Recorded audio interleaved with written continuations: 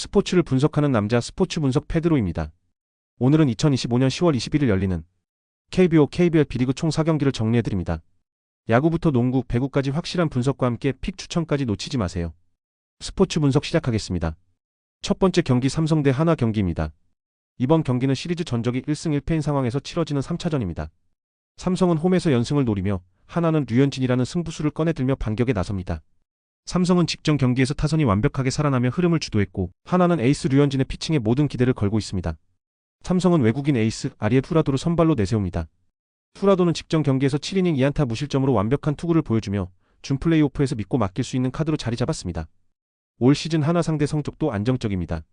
두 차례 등판에 모두 7이닝 1실점 이하, 특히 홈에서 강한 면모를 꾸준히 이어가고 있습니다. 타선 역시 힘을 보태고 있습니다. 2차전에서는 강민호의 2점 홈런을 포함해 7득점, 상하이 타선의 밸런스가 완벽하게 살아난 모습을 보여줬습니다. 다만 마무리 김재윤이 다소 불안한 마무리를 보였다는 점은 체크포인트입니다. 그럼에도 불구하고 후반 집중력과 홈 경기에 이점을 가진 삼성 라이온즈는 이번 경기에서도 주도권을 쥘 가능성이 높습니다. 한화는 류현진을 선발로 내세우며 승부수를 던집니다. 류현진은 지난 9월 26일 LG전에서 6이닝 1실점으로 승리하며 여전한 노련함을 과시했습니다. 휴식도 충분히 취했고 컨디션도 양호합니다. 하지만 문제는 올 시즌 삼성 상대로는 부진한 기록이 있다는 점입니다. 이번 경기가 류현진에게는 명예회복의 무대가 될 수 있습니다.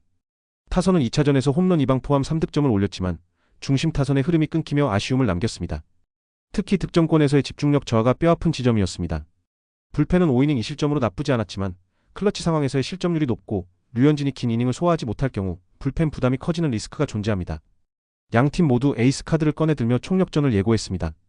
하지만 흐름은 확실히 삼성 라이온즈 쪽으로 기울고 있습니다. 후라도는 최근 한화 타선을 완벽히 제압했으며 홈 경기에서도 강한 퍼포먼스를 이어가고 있습니다. 반면 류현진은 이닝 소화력과 불펜 지원 부족이라는 불안 요소가 존재합니다. 타선의 집중력 역시 삼성 쪽에 앞서 있습니다. 1차전부터 살아난 삼성의 장타력과 집중타는 이번 경기에서도 결정적인 영향을 줄 것으로 보입니다. 결론적으로 삼성 라이온즈의 연승 가능성이 높습니다. 두 번째 경기 원주 DB 대 수원 KT 경기입니다. 이번 경기는 시즌 초반 팀 분위기를 좌우할 중요한 한판입니다. 원주 DB는 최근 3경기 1승 2패로 주춤하지만 여전히 리그 상위권 공격 효율을 유지 중입니다. 반면 수원 KT는 연패를 끊고 반등의 흐름을 만들고 있으며 조직적인 수비를 앞세워 분위기를 끌어올리고 있습니다. 양팀 모두 뚜렷한 강점을 가진 만큼 초반 주도권을 누가 잡느냐가 승부를 좌우할 전망입니다. DB는 직전 경기에서 서울 SK에게 패하며 최근 흐름은 썩 좋지 않습니다. 하지만 공격력만큼은 여전히 리그 최상위권입니다. 강상지, 이선, 알바노, 헨리, 앨런슨 이 3명이 동시에 뛸 때 공격 효율은 매우 뛰어납니다.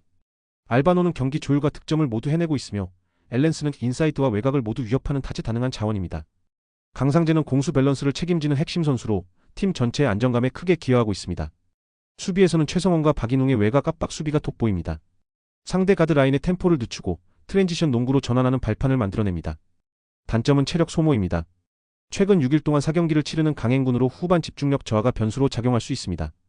하지만 고양 손호전에서 보여준 극적인 역전력, 그리고 알바노와 앨런슨의 클러치 능력은 이번 경기에서도 결정적인 무기가 될 것입니다. KT는 대구가스공사를 상대로 근소한 승리를 거두며 연패를 끊고 분위기를 반전시켰습니다. 이 팀의 가장 큰 무기는 수비력입니다. 문성곤을 중심으로 한 스위치 디펜스, 빠른 수비 전환과 뛰어난 헬프 디펜스 조직력, DRTG 수비 지표도 리그 상위권입니다. 하지만 문제는 공격입니다.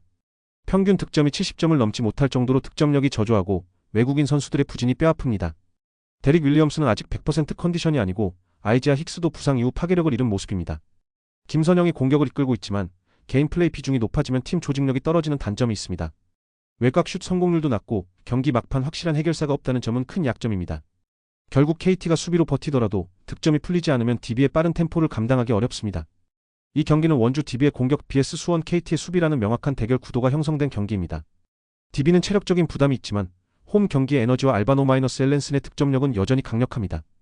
KT는 수비 안정감은 충분하지만 득점력과 외국인 선수의 부진, 그리고 공격 루트의 한정성이 큰 리스크입니다. 결국 클러치 상황에서 누가 득점을 해결할 수 있느냐, 이 부분에서 DB가 분명한 우위를 점하고 있습니다. 또한 홈팬들의 응원과 높은 집중력, 최근 역전승을 통해 얻은 자신감까지 더해지며 DB가 경기를 주도할 가능성이 높습니다. KT는 수비로 버티다가 결국 득점 부족으로 무너질 가능성이 높습니다. 세 번째 경기 삼성화재 대 OK저축은행 경기입니다. 이번 경기는 시즌 초반이지만 공격 완성도와 조직력에서 큰 격차가 예상됩니다. 삼성화재는 주전 아웃사이드 히터 송명근의 시즌 아웃이라는 큰 악재를 안고 있으며 OK저축은행은 전력 보강에 성공하며 팀 밸런스를 안정시켰습니다. 세터의 경기 운영 능력, 리시브 안정성, 외국인 선수의 공격력까지 전반적인 팀 전력에서 OK저축은행이 한 발 앞서 있는 흐름입니다. 삼성화재는 이번 시즌을 앞두고 송명근을 영입하며 기대감을 모았지만 예상치 못한 부상으로 시즌 아웃되며 큰 타격을 입었습니다. 이로 인해 공격 루트는 단조롭고 예측 가능한 패턴으로 제한되고 있습니다. 특히 외국인 선수 아이에게 공격이 집중되며 상대 블로커에게 쉽게 읽히는 모습이 자주 나타납니다. 세터 포지션에서도 주전이 명확히 정해지지 않아 공격 전개의 리듬과 안정감이 떨어지는 상황입니다. 또한 리시브 라인의 불안, 높이에서의 열세, 세트 간 기복이 뚜렷한 점도 삼성화재가 극복해야 할 과제입니다. 결국 이 경기에서 삼성화재가 승리하기 위해서는 리시브 안정 세터의 빠른 경기 운영 아이의 효율적인 득점 이 세 가지 조건이 필수적입니다. OK저축은행은 오프시즌 동안 전력 재편에 성공하며 완전히 다른 팀으로 변모했습니다. 가장 큰 변화는 정광인의 영입입니다. 국가대표 아웃사이드 히터 정광인은 공격의 축이자 팀의 중심입니다. 차지환, 송이채 등 국내 자원들과의 조화, 외국인 선수 디미트로프 아시아쿼터 5대의 합류. 이로 인해 공격 옵션이 다양화되었고 블로킹과 중앙 높이에서도 강점을 확보했습니다. 세터 이민규는 리그 최고 수준의 경기 운영 능력을 보여주며 빠른 템포와 정확한 분배로 공격의 리듬을 완성시키고 있습니다. 무엇보다 리시브 안정성이 뛰어나 속공, 퀵오픈 등 다양한 패턴 전개가 가능하며 상대 수비를 쉽게 무너뜨릴 수 있는 구조를 갖췄습니다. 이번 경기에서도 OK저축은행은 서브로 리시브를 흔들고 다양한 공격으로 삼성화재 수비를 공략할 가능성이 높습니다. 전체적인 경기 흐름을 볼 때 OK저축은행의 우세가 매우 뚜렷한 경기입니다. 삼성화재는 송명근의 이탈, 세터 기복, 리시브 불안 등 복합적인 약점을 안고 있으며 OK저축은행은 전력 밸런스, 높이, 세트 플레이 완성도 모두에서 앞서 있습니다. 특히 OK저축은행의 강한 서브와 블로킹 능력은 삼성화재의 단조로운 공격 루트를 압박하기에 충분합니다.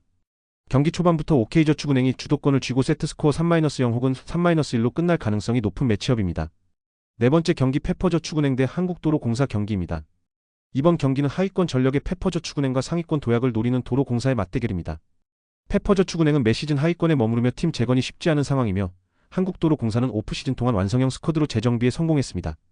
팀 조직력, 수비력, 리시브 효율, 외국인 선수 활용 등 모든 지표에서 도로공사가 우위를 점하고 있습니다. 페퍼저축은행은 이번 시즌에도 전력 열세를 벗어나기 쉽지 않아 보입니다. 새롭게 영입한 고예림, 외국인 선수 조이의 합류로 공격력은 다소 보강되었지만 리시브 안정성 문제는 여전히 해결되지 않았습니다. 지난 시즌 리그 리시브 효율은 24.19%, 리그 최하위였고 올 시즌도 비슷한 흐름이 이어질 가능성이 높습니다. 가장 큰 문제는 세터 이원정의 부상 공백입니다. 공격 전개가 끊기고 단조로운 공격 패턴으로 인해 상대 수비에 쉽게 읽히는 구조가 반복되고 있습니다. 결국 에이스 박정아에게 공격이 집중되지만 리시브가 흔들리면 박정아마저 제 기량을 발휘하기 어렵습니다. 팀 전체적으로 공격 루트 제한, 리시브 불안, 세터 공백이 악순환처럼 겹쳐지고 있습니다. 도로공사는 이번 시즌을 앞두고 전력을 한층 끌어올리며 상위권 재도약을 노리는 팀입니다. 가장 주목할 부분은 모마 강수희 좌우 공격 조합입니다. 리그 최고 수준의 공격 라인이며 양쪽에서 모두 득점을 만들어낼 수 있습니다. 미들 블로커 배우나 김세빈의 높이와 경험, 세터와의 호흡, 서브 마이너스 리시브 안정성도 매우 좋은 편입니다. 리베로 임명옥의 은퇴는 아쉽지만 문정원이 안정적인 리시브와 틱으로 공백을 잘 메우고 있습니다. 아시아쿼터 선수 타나차의 결장은 있지만 모마 마이너스 강소희 마이너스 중앙 블로커 라인으로 공격 밸런스엔 큰 영향을 주지 않을 전망입니다. 기본기, 조직력, 경험 모든 면에서 도로공사는 완성도가 높은 팀입니다. 두 팀의 가장 큰 차이는 리시브 안정성과 세터 운영 능력입니다. 페퍼저축은행은 이원정의 부상으로 인해 공격이 단조롭고 연결이 매끄럽지 않으며 상대의 서브의 리시브 라인이 쉽게 무너질 수 있습니다. 반면 도로공사는 모마와 강소희의 다양한 공격 루트로 페퍼의 블로킹을 쉽게 무력화시킬 수 있습니다. 경기 초반 홈팬의 응원을 받는 페퍼저축은행이 1세트 초반까지는 어느 정도 분위기를 가져올 수는 있겠지만 세트 중반 이후부터는 리시브와 연결해서 문제점이 반복될 가능성이 높습니다. 결국 도로공사가 서브와 블로킹으로 주도권을 잡고 무난하게 승리하는 시나리오가 유력합니다. 이상으로 10월 21일 국내 스포츠 4경기 분석 마무리합니다. 오늘 영상이 도움이 되셨다면 좋아요, 구독, 알림 설정 꼭 부탁드립니다. 내일도 더 날카로운 분석으로 찾아오겠습니다. 스포츠는 감이 아닌 분석입니다. 스포츠 분석 페드로였습니다. 감사합니다.